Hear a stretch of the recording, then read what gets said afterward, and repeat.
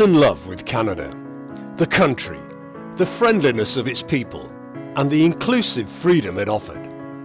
But, having been brought up in a seaport in England, I felt I needed a boat to complete the picture. I found one, Merriwake, and this boat's history challenged my parochial views on a national and international scale. This is our story.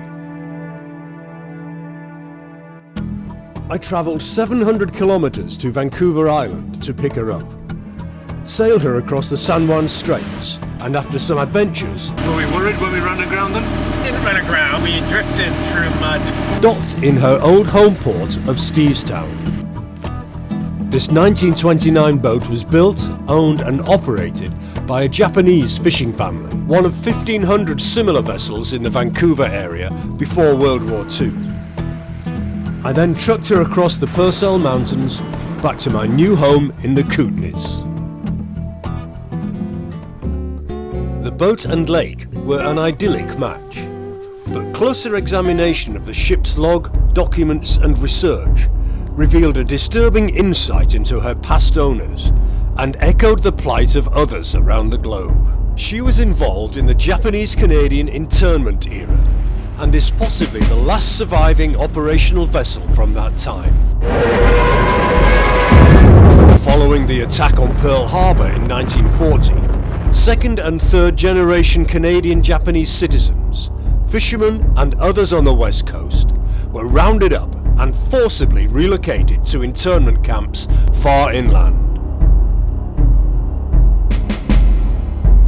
1,400 of their boats were confiscated and either sold off to local white Canadians or left to rot. Merriwake, or Susha 2 as she was then called, was one that survived, being sold to a local man for $1. After the war, hardly any of those displaced citizens returned to their generational livelihoods on the coast. They'd paid the price for being better fishermen and more industrious than the white Canadians. The whole area was boat building and canneries. They started building boats here in 1932.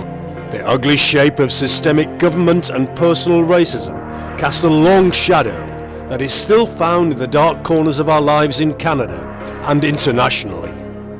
The history of this boat mirrors the struggle worldwide of ethnic groups and immigrants, many of whom fought well in their country's wars to overcome the prejudice of governments and individuals.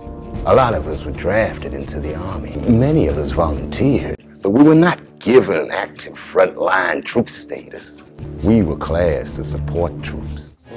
She has become a sounding bell for thousands of other tales that question our international outlook and attitudes.